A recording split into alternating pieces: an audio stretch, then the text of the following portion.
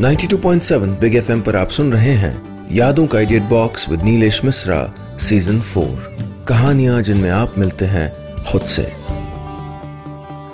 दोस्तों, मैं आपको सुनाने जा रहा हूं अपनी मंडली की सदस्य पूजा गर्ग सिंह की लिखी कहानी दादू की कार। उस वक्त न्यू जर्सी में दोपहर के 4 बज रहे होंगे। वीर ऑफिस में ही था जब उसका फोन बज उठा। नंबर देखा तो हैरान हो गया। इंडिया में घर से फोन इस वक्त? वहां तो रात के 2 बज रहे होंगे। उसने हड़बड़ा के फोन उठाया। माँ की आवाज़ एक्सपेक्टेड थी, सो उठाते ही बोला, मम्मी कैसी हो, सब खैरियत?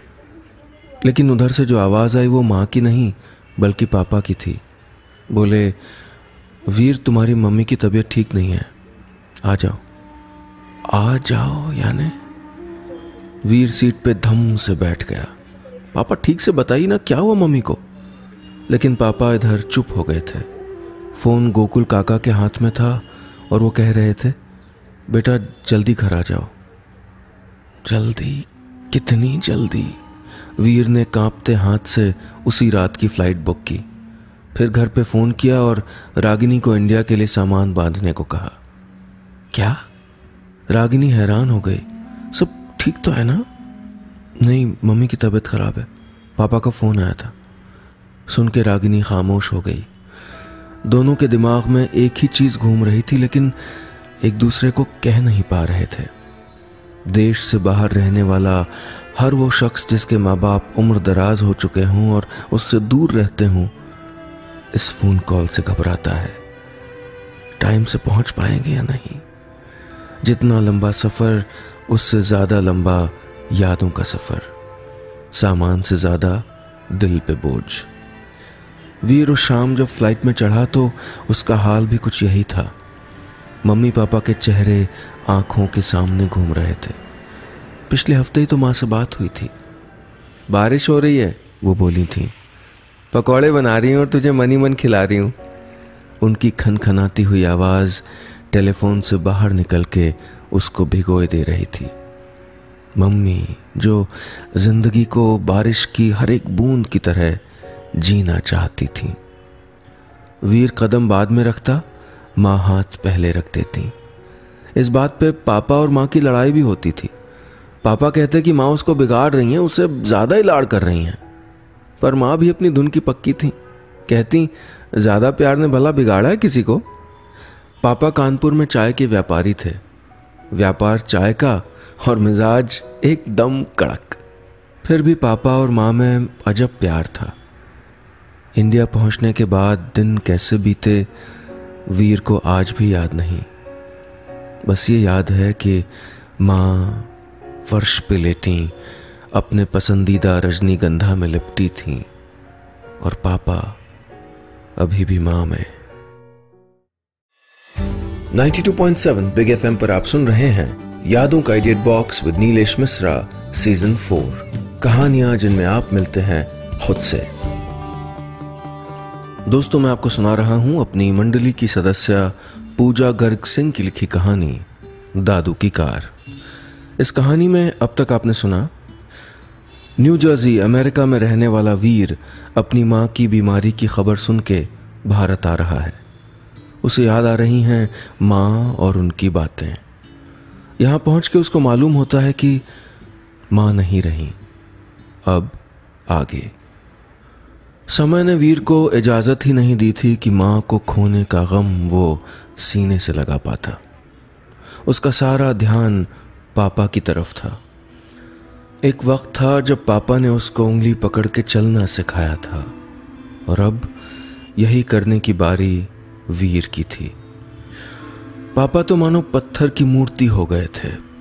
खाना भी खाते, सैर पे भी जाते और दुकान पे भी, पर किसी की हिम्मत नहीं थी कि उनकी चुप्पी को तोड़ सके।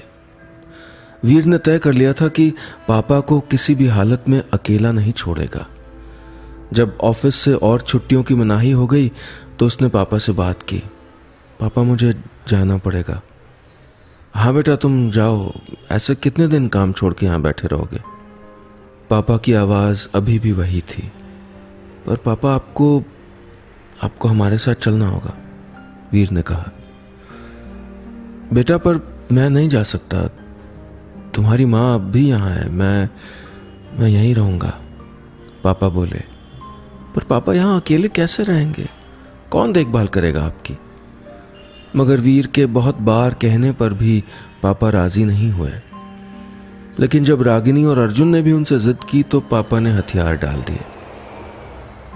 पापा उन लोगों के साथ अमेरिका आ तो गए थे, लेकिन जैसे सिर्फ शरीर यहाँ था और मन वहीं पीछे छोड़ आए थे।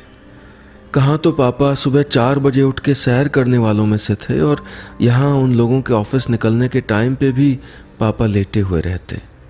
पापा हम जा रहे हैं, वीर रोज सुबह ऑफिस निकलते हुए उनको कहता। पापा नाश्ता रखा है, पीछे पीछे रागिनी कहती। दादू बाय, आखिर में निकलते हुए अर्जुन दादू को आवाज लगाता। लेकिन पापा लेटे ही रहते। उनकी हालत देख के वीर बहुत दोषी महसूस करता, सोचता कि पापा को यहाँ लाके कोई गलती तो नहीं की। ऐसे ही एक दिन शाम हो चुकी थी और वीर ऑफिस से निकलने ही वाला था कि उसका फोन बज उठा। रागिनी थी। सुनो तुम जल्दी घर आ जाओ, यहाँ पापा घर पे नहीं है। सुनते ही वीर का दिमाग ठनका। अच्छा मैं एकदम अभी आ रहा हूँ।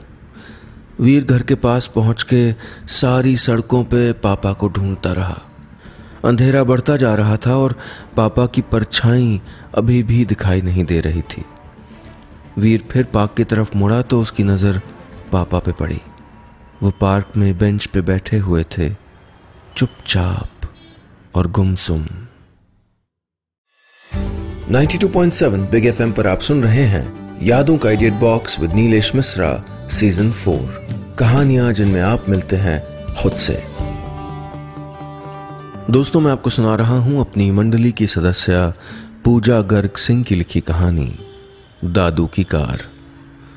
इस कहानी में अब तक आपने सुना वीर की मां नहीं रही और वो पापा को अपने साथ न्यू जर्सी ले आया है। लेकिन पापा अमेरिका में उदास हैं और एक शाम घर आने के बजाय पार्क में गुमसुम बैठे हैं। वीर उनको बहुत मुश्किल के बाद खोजता है। अब आगे। पापा को बेंच पे यूं बैठा देख के वीर की आंखों में आंसू आ गए। पापा यहां क्या कर रहे हैं, हम सब कितना वरिड हो गए थे। पापा ने सर ऊपर उठाया तो उनकी आंखें भीगी हुई थीं। वीर ने पापा को गले लगा लिया और जो पापा आज से पहले मां के लिए कभी नहीं रोए थे वो रो पड़े। वीर को समझ नहीं आ रहा था कि क्या करे, बस पापा को बाहों में भर के बैठा रहा। घर पहुंचे तो रागिनी और अर्जुन चिंता से बेहाल थे। पापा कहाँ चले गए थे आप? रागिनी बोली। दादू मैं कितना आपका वेट कर रहा था, चलो कमरे में चले, अर्जुन ने कहा तो पापा चुपचाप उसकी उंगली थामे उसके कमरे की तरफ बढ़ गए।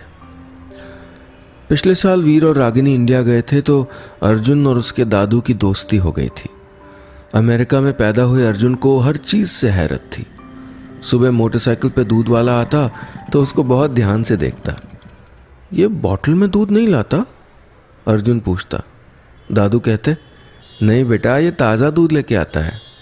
और अगले दिन दादू उसको गाय भैंस दिखाने ले जाते। कभी गन्ने दिखाते तो कभी हैंडपंप से पानी पीना सिखाते। दोपहर में आते तो दोनों दादा पोता मिट्टी में लथपथ। शाम को दादू उसको दुकान पे ले जाते और घुटनों पे बैठा अर्जुन चाय के बागानों के किस्से सुनता रहता। ऐसी ही बहुत सारी यादें दादू और अर्जुन दोनों के ही पास थीं। लेकिन जब दादू उनके पास यहाँ रहने आए थे तो वीर ने अर्जुन को समझा दिया था, देखो दादू को तंग मत करना, वो परेशान है। इसलिए जब दादू गुमसुम बैठे होते अर्जुन उनको कनखियों से देखता रहता। पर आज जब दादू नहीं दिखे तो उसका मन अधीर हो गया था। उस रात खाना खाने के बाद अर्जुन सोने के बजाय दादू के कमरे में पहुंच गया और फरमाइश की कि दादू उसको कहानी सुनाए। ऐसे ही कहानी सुनते सुनाते मिले थे दोनों दादा पोता रागिनी और वीर को। रागिनी कहने वाली थी कि अर्जुन दादू को डिस्टर्ब ना करें, लेकिन वीर ने रोक दिया। रहने दो, यही अच्छा है दोनों के लिए। उस दिन कुछ ऐसी शुरुआत हुई कि दादा पोता अब एक साथ रहते। अर्जुन जिद करता कि दादू ही उसे स्कूल के लिए तैयार करें और दादू भी अपने पोते को तैयार करने के लिए सुबह सुबह उठ जाते थे। दूध पीने के लिए उसको बहलाते, गिनती गिनते और देखते रहते कि दूध खत्म हुआ है कि नहीं। जाहिर है अर्जुन हमेशा जीतता और दादू हार के भी जीत जाते। दादू को भी सुबह के इस खेल में मज़ा आने लगा था। वो अब अर्जुन के साथ धीरे धीरे हंसने लगे थे। अर्जुन भी दादू का हाथ पकड़े पकड़े ही सारे काम करना चाहता था। ये देख के रागिनी और वीर ने तय किया कि अर्जुन को दादू के साथ और वक्त बिताने दिया जाए। जहाँ पहले रागिनी ऑफिस से आते हुए शाम को अर्जुन को घर लाती थी, वहाँ अब अर्जुन दोपहर को घर आने लगा था। अर्जुन और दादू दोनों साथ में खाना खाते। दादू अर्जुन को होमवर्क कराते तो कभी शाम को पार्क में ले जाते, उसके साथ खेलते और उसी के कमरे में सो जाते। लगता था कि जैसे अर्जुन कहीं बड़ा हो गया था और दादू बच्चे बन गए थे। वीर और रागिनी जहाँ ये देख के खुश थे, वहाँ इस बात से परेशान भी थे कि पापा ने खुद को बहुत सिकोड़ लिया था। जितना छोटा अर्जुन था उतनी ही छोटी हो गई थी पापा की दुनिया। एक दिन रागिनी ने झिझकते हुए वीर से कहा, वीर ऐसा तो नहीं कि पापा यहाँ के घबराते हों? अरे यहाँ घबराने जैसी क्या बात है, हम सब तो हैं यहाँ। किसी भी चीज़ की उनको चिंता करने की ज़रूरत नहीं है। जब मैं आया था तो इसलिए घबराता था कि घर नहीं था, पैसे नहीं थे। हंस के वीर बोला, तुम भी नहीं थी? हाँ वीर, तुम घबराते थे ना कि मैं नहीं थी। पापा की भी तो यही हालत है।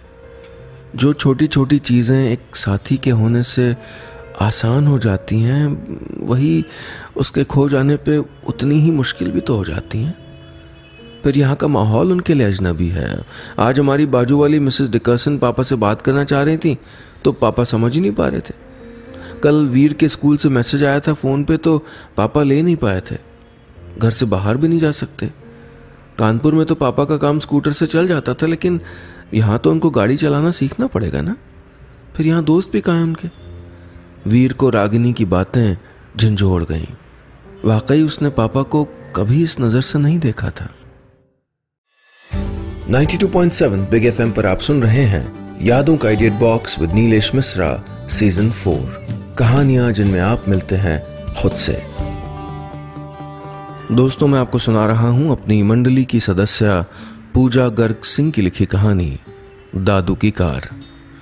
इस कहानी में अब तक आपने सुना, अपनी मां की मृत्यु के बाद वीर अपने पापा को भारत से न्यू जर्सी अमेरिका ले आया है। यहाँ के पापा उदास हैं, लेकिन अपने पोते के साथ उनका वक्त अच्छा गुजरता है। रागिनी वीर को कहती है कि पापा यहाँ के माहौल में अजनबी महसूस करते होंगे, तो वीर सोच में पड़ जाता है। अब आगे। बचपन से ही पापा वीर के हीरो थे।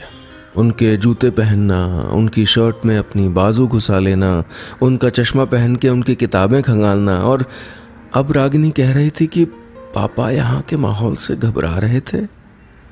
वीर सोच में बैठा रहा। तब उसको ध्यान आया कि जब वो लोग रेस्टोरेंट में गए थे तो पापा मेन्यू से ऑर्डर करते हुए रुक रहे थे, और उस दिन क्रेडिट कार्ड से पे करना था तो पापा ने कार्ड को उल्टा स्वाइप कर दिया था, और बाहर जाने के लिए भी पापा उन्हीं का इंतजार करते थे। वीर ने अपने आप को मन ही मन कोसा। क्यों नहीं दिखाई दिया था उसको ये सब? लेकिन अब बदलना था उसे ये सब। उसे याद आया कि कानपुर में पापा मोहल्ले में कितने समाज सेवा के कामों में जुड़े रहते थे। किसी के पानी के कनेक्शन की दरखास्त तो किसी के बच्चे का स्कूल में एडमिशन। बस अगली ही छुट्टी में वीर उनको पास के चैरिटेबल ट्रस्ट में ले गया और वहाँ के लोगों से मिलवाया। 2-4 दिन में ही पापा की अच्छी खासी जान पहचान होने लगी थी। जल्दी ही वीर ने पापा का क्रेडिट कार्ड बनवा दिया। एक दिन शाम भर बैठ के ऑनलाइन शॉपिंग करना सिखाया और उनके लिए एक लैपटॉप भी ऑर्डर कर दिया। पापा, आप इंटरनेट पे जो चाहे पढ़िए, स्काइप कीजिए अपने दोस्तों से, अरे फेसबुक पे भी अकाउंट बना लीजिए, फिर देखिए कितने लोगों से आप जुड़ जाएंगे। लैपटॉप आया तो वीर ने स्काइप से इंडिया में शर्मा अंकल से पापा की बात कराई। उधर शर्मा अंकल लैपटॉप के स्क्रीन पे आए और इधर पापा की आंखों में कुछ चमक लौटी। बातें एक बार जो शुरू हुई तो देर रात तक चलती रहीं। रेवड़ी गजक से लेके यहाँ के लोकल इंडिया स्टोर में मिल रहे मुरमुरों तक।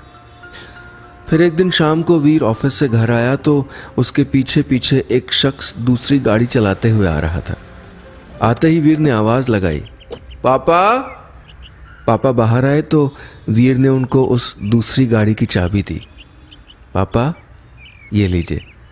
वीर की आंखें भर आईं। उसे याद आ रहा था कि अपनी पहली मोटरसाइकिल की चाबी उसने इन्हीं हाथों से ली थी।